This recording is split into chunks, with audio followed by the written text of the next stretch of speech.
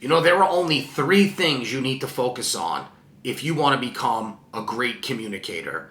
And those 3 things are clarity, confidence, and conviction.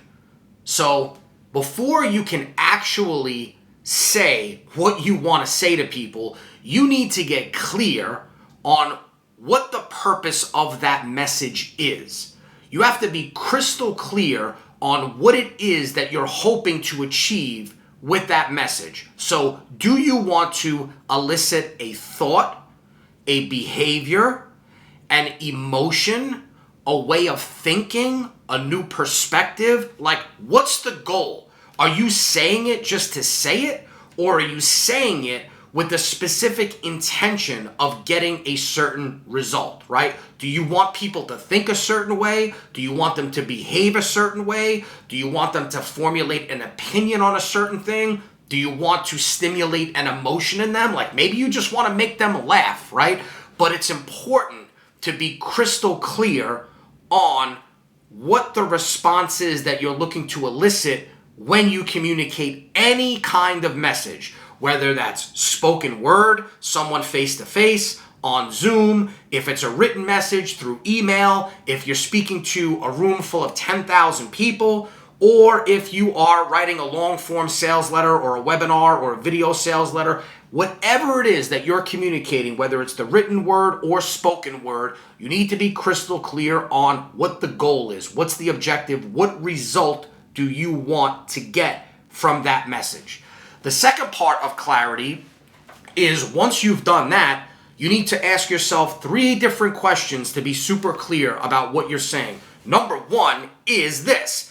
Is what I'm about to say relevant to this end result that I'm looking to achieve? If it's not, then don't say it, okay? There are lots of times where people are going to say lots of different things when they speak to you without thinking about whether or not it supports the end goal of what they're trying to do.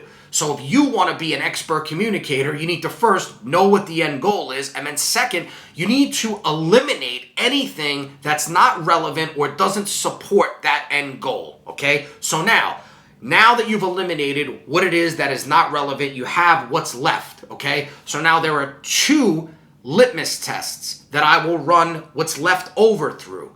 The first one is I want to understand if I am communicating this in the simplest, easiest way to understand. And the question that I will ask myself is this.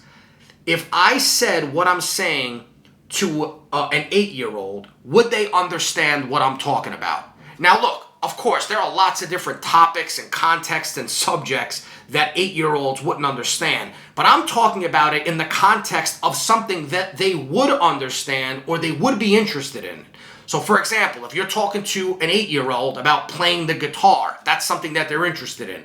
Ask yourself, is what I'm saying, am I saying it in such a way that an 8-year-old would understand what I'm talking about? If you're talking to an 8-year-old about photography or Brazilian Jiu-Jitsu or baseball, right? Or painting or whatever it is that you're talking about, right?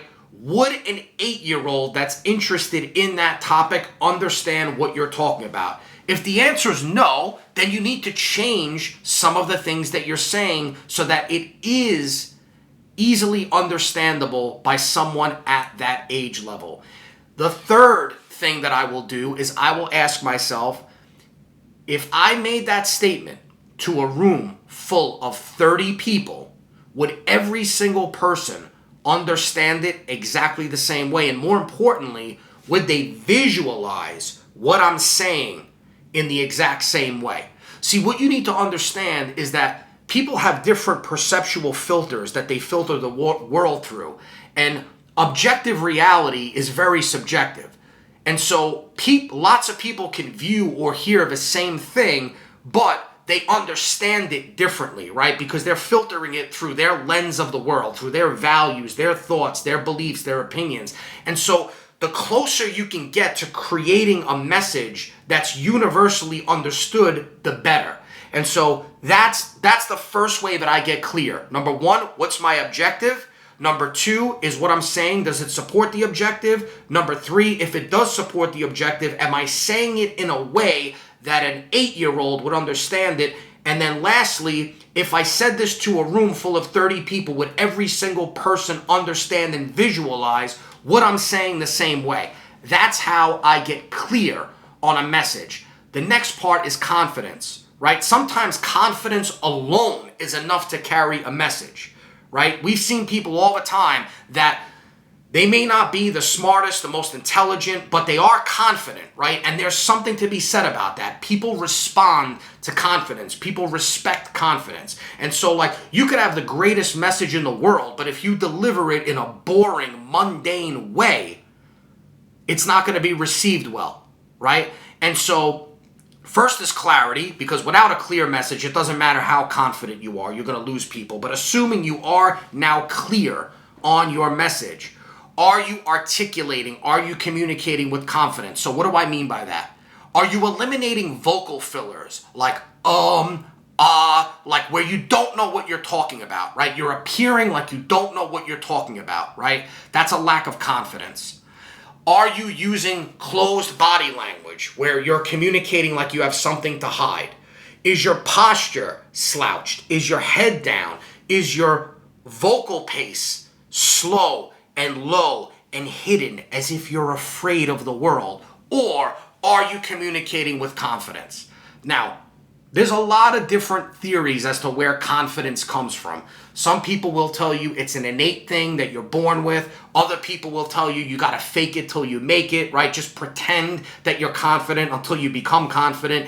And I think the answer lies somewhere in the middle. I think that all of us are confident in certain aspects of our lives, and we're not confident in other aspects of our lives. And I think the confidence really comes from competence. It comes from our knowledge or our understanding on a particular thing, right? And so the more experience we have in doing something and experiencing it in general, the more confidence we're going to have when we talk about it. And so true confidence, in my belief, comes from repetitions, right? There's just no way around it, right? You cannot generate true, authentic confidence unless you've done a certain amount of repetitions in a particular thing. It's just that simple. And so if you're in a situation where you have to communicate about something that you really don't know about, well, you have to ask yourself, why are you in that situation, right? Is it for a job? Is it for a business? Like, why are you even communicating about something that you really don't know about, right? And so the first thing is you need to you need to become competent in whatever it is that you're talking about, because that's where true confidence comes from. Now, there are segments of people that are very well versed and very experienced in certain things, and they still lack confidence.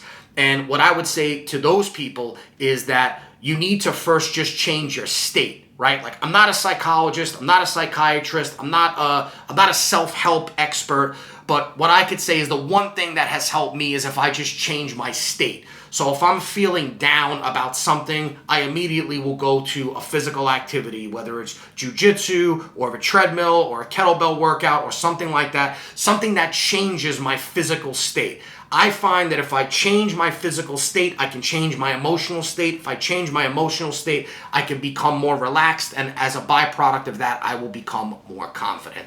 And then the last thing is conviction, which is really a blend of those two. When you're clear and you're confident, you speak with conviction.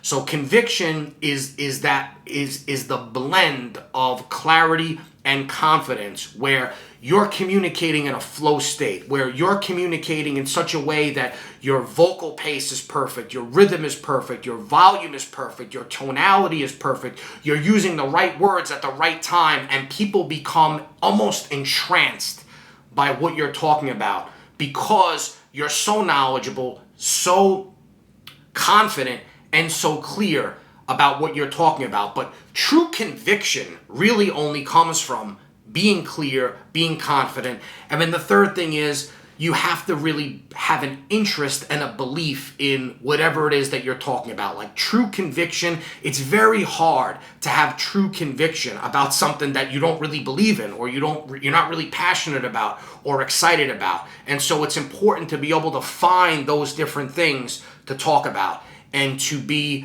influential, and persuasive about, right? Because those are the easiest things to be influential and persuasive about things that you actually really believe in. And so those are the three things that you need to become an expert communicator. You need to have clarity, confidence, and conviction. If you enjoyed this video, go ahead and give it a like and share.